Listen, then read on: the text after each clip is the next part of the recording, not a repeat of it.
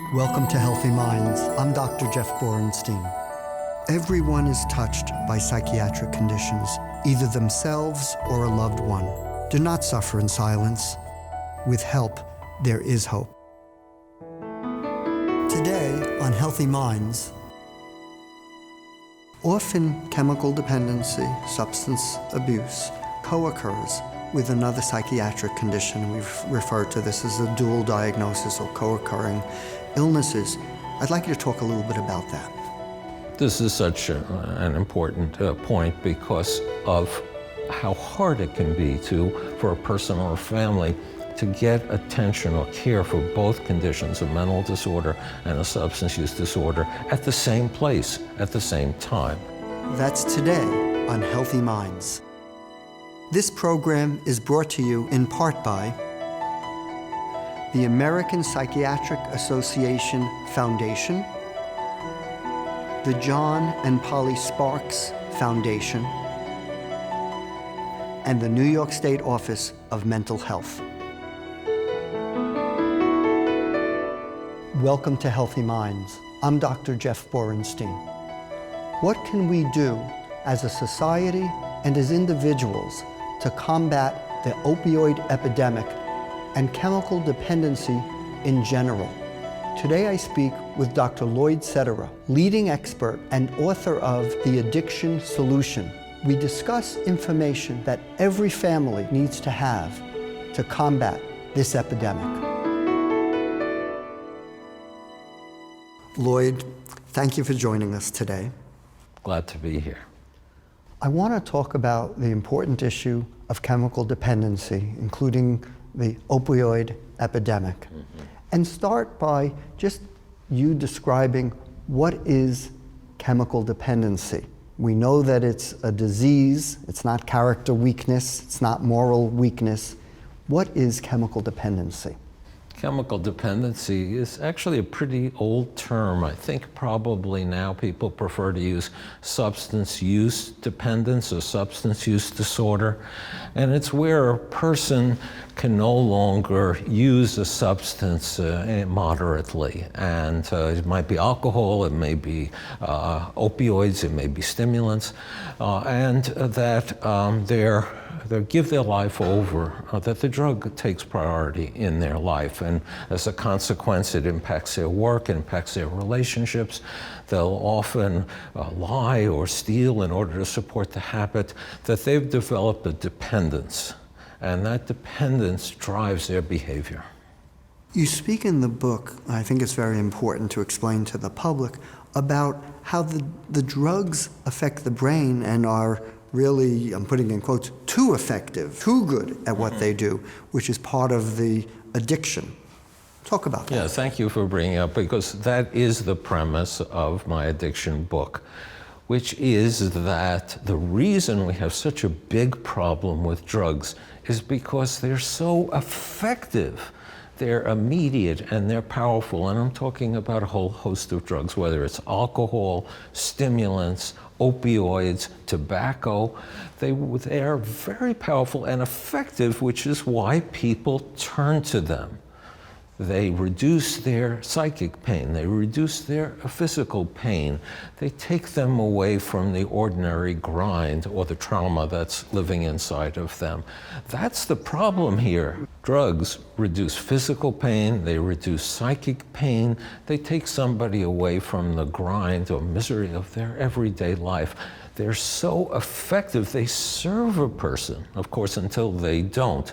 But that's the biggest problem. Unless we realize that these substances are helping somebody cope with some type of pain or some type of trauma, we don't meet the person where they are, and we think that we have solutions, but we're not taking into account the real drivers, which is that these drugs work. That's why people use them. So they help somebody with feelings of anxiety, feelings of depression, physical pain. They help them. Obviously, that's not a healthy coping mechanism. It's effective, it's immediately effective, but as you imply, as a long-term solution, it doesn't work. But just imagine for all of us every day, it's 7 o'clock in the evening, we're about to enter a dinner or a social event, and we're already tired from the day, and we're going to be stressed, and we have glass of alcohol, a glass of wine or beer, and suddenly our anxiety is quieted, the back pain goes away. These are everyday ways by which we use a substance to help us through the moment, the social anxiety, the physical discomfort, and when that grows into harder substances, then we have some very big problems here. One of the reasons it becomes a problem is the issue of physical dependency and tolerance, and I'd like you to speak a little bit about that. Yes, well, the head of the National Institute of Drug Abuse has described what happens in the brain as these drugs pirating away the brain. And what she means is that the neurochemistry, the neurocircuitry of the brain has been taken over by the drug. So rather than our turning to a relationship or work or meaning or exercise as a way of finding some pleasure in life, the way that that pleasure becomes achieved is through the drug. And the drug essentially eclipses all other forms of pleasure. All other forms of pleasure seem to diminish or not count. The only thing that makes somebody feel good is a drug. And that's a neurochemical change in the brain and circuitry change in the brain from repetitive use of a substance. And physically, what also happens is what's called tolerance, which is that it takes more of the substance to accomplish the same effect. So the same dose doesn't work as well, so you need to keep increasing the dose. Yes. What are the potential solutions to this? How do people get help? They don't get help by a couple methods that have been very popular. And in fact, what we keep trying doesn't work, criminal justice approaches. And think about the brain, for example, in terms of a treatment package or a set of treatments that would be more comprehensive and more effective. That the pleasure center is a site in the brain where we can intervene with medications.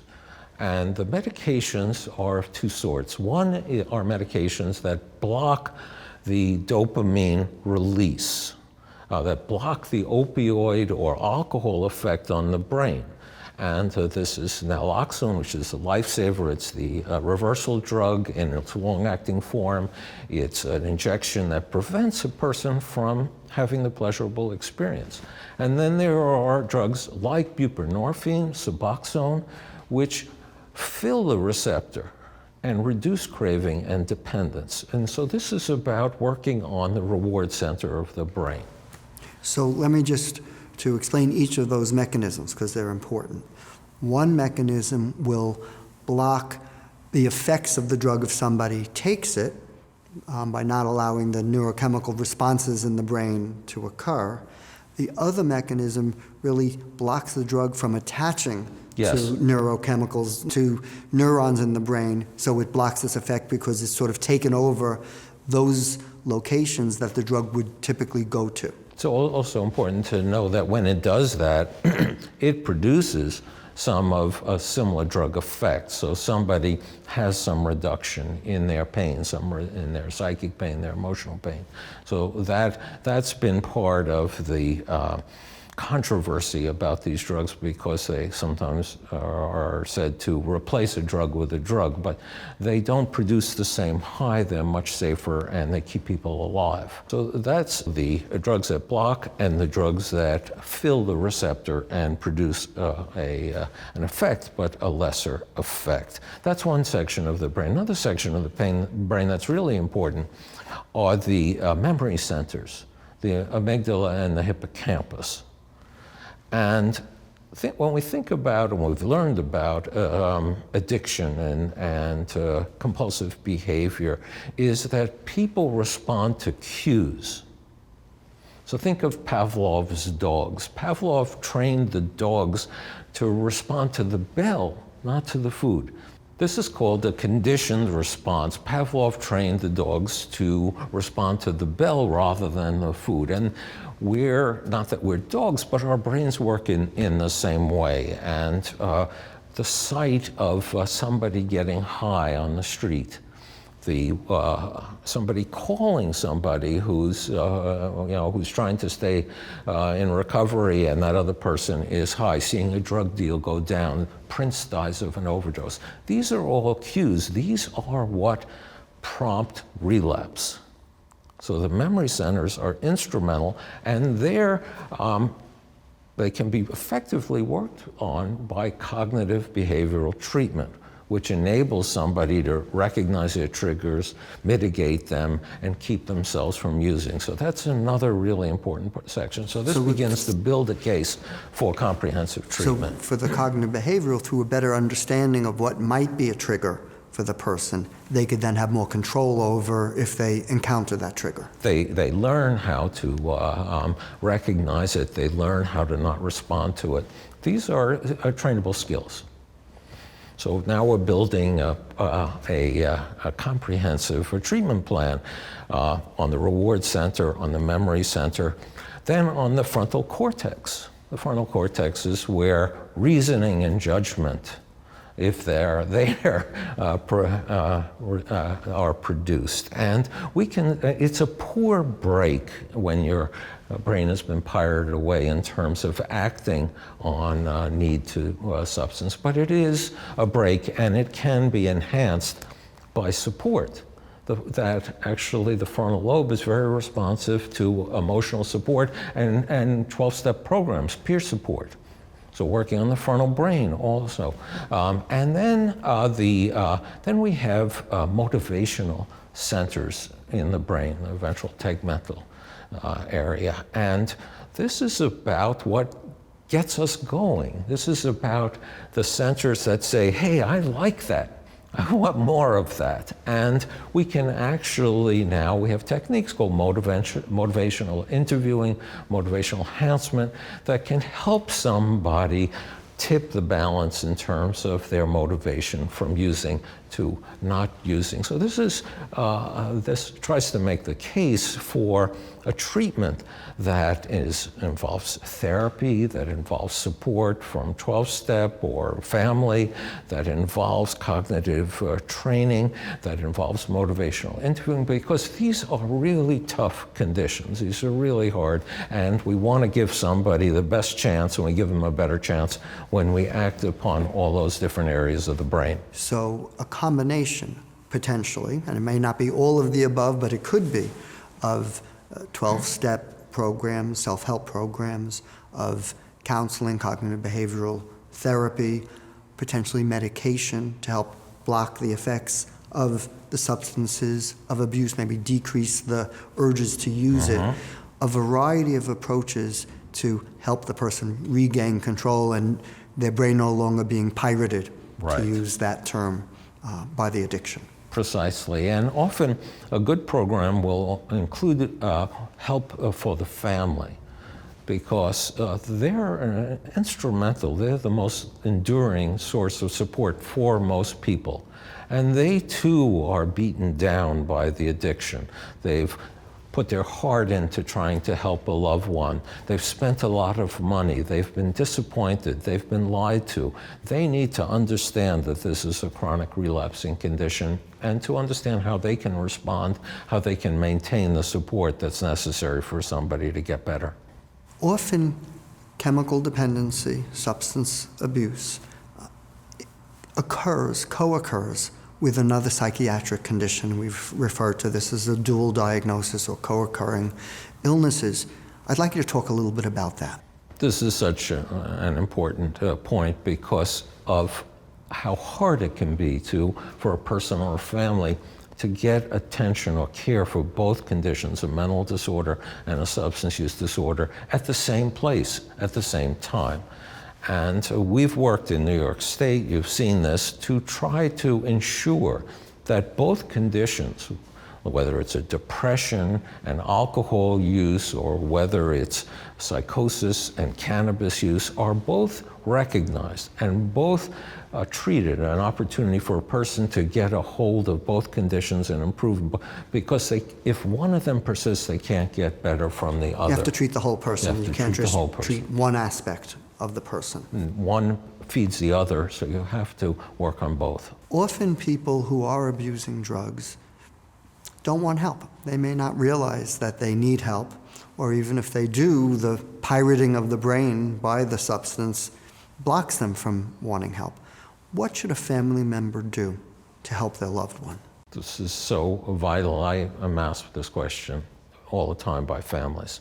It's helpful to think about what's called the stages of change, which the families are witnessing, which start out with, it's not my problem, it's your problem, Dad, or your problem, Mom, or the teacher, that I have, that this is a person who has not yet got on the conveyor belt of the stages of change. We say that they're in denial, but I don't know if that's often a blaming word. They just have not been able to recognize that they're paying such a big price for a solution that they think does serve them or gives them pleasure.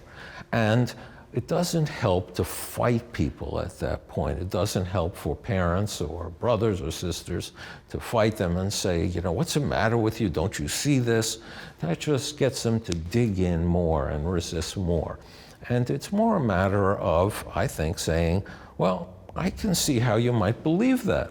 I could see how, you're smoking pot or whatever. It gives you some comfort. It helps you get from day to day. I can understand. It gives a sense of relief. Yes. This is getting behind the person's, not to say that you think they should do it, but that you understand what they're doing. That's the first step in beginning a conversation, because that conversation can then lead to, I notice your clothes are falling all off of you. You've lost so much weight. None of your friends call anymore. You're late for school. The school counselor is worried about you. Are these things that you've seen too? Because we see them as your parents, or your brother sees them. This is a way of beginning to introduce evidence, behavioral evidence, not say this stuff is horrible, it's going to kill you, but that there are things going on here. Do you notice them as well?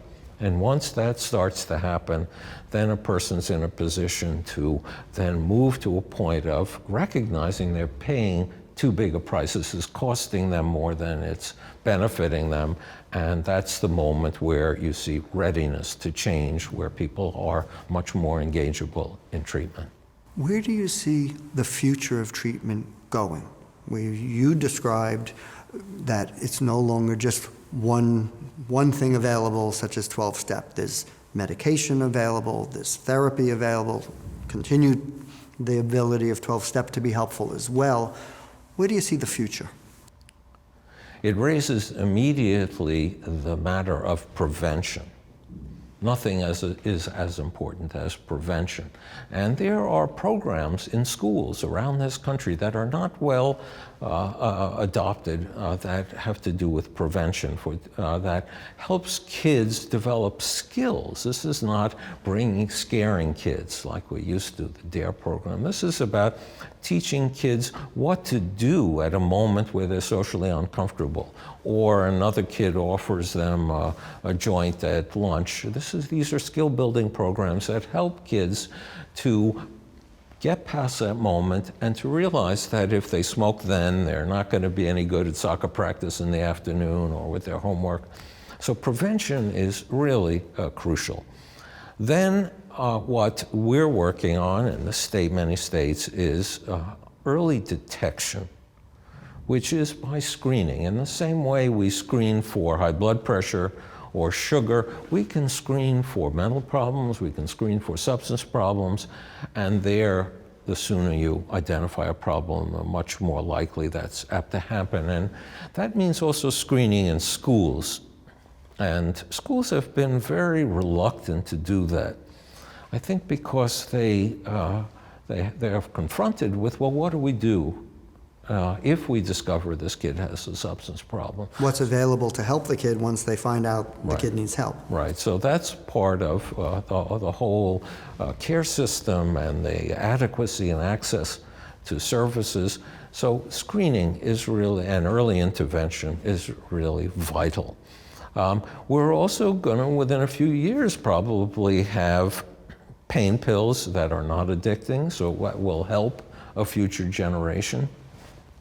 And I think that some, you know this from your brain and behavior work, that some great advances, I think likely in brain stimulation, are going to be effective treatments ahead. They're non-invasive, they're ways by which we change that pirated circuitry in the brain. And I know many people are working on that. We're not there yet, but I'm hopeful that those kind of solutions, short of medications, brainstem, but coupled with family support, coupled with cognitive treatment, will make for an even more effective approach to addiction.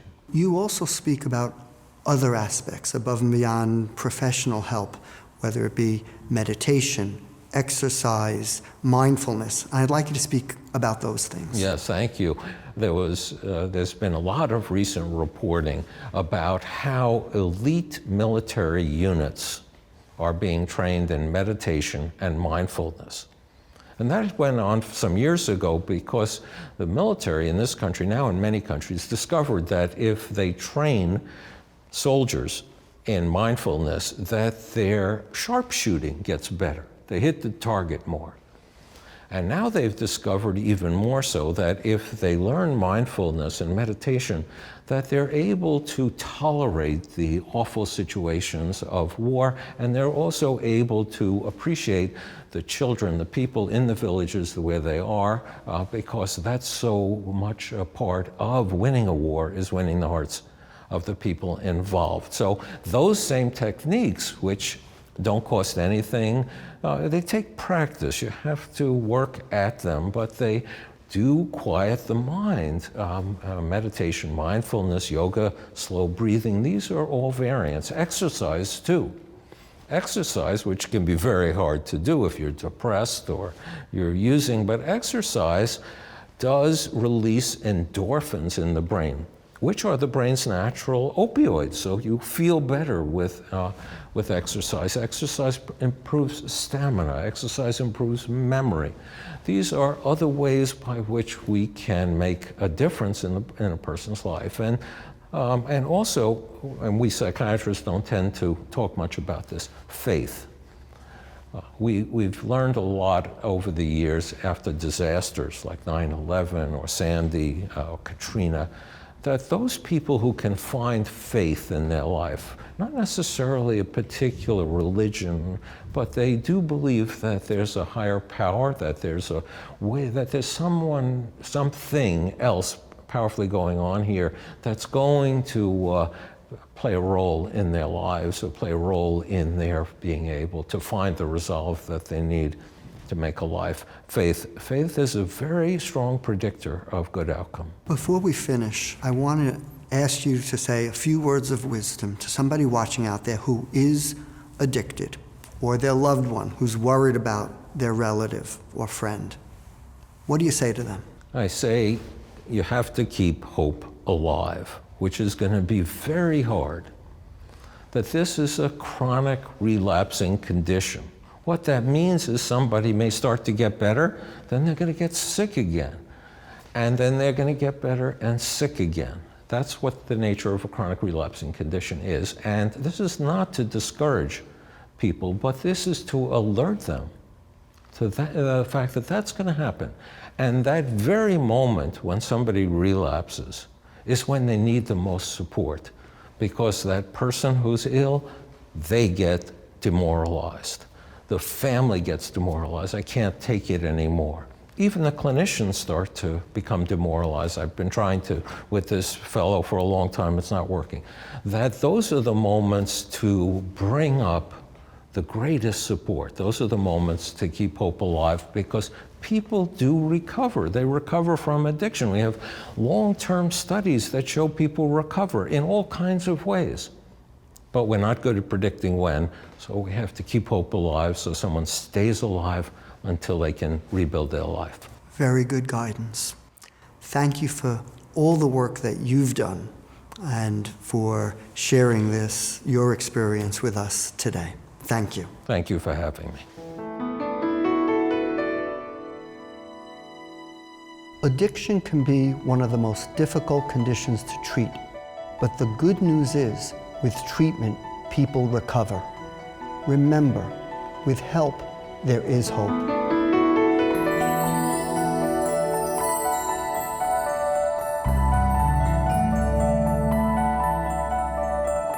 Do not suffer in silence.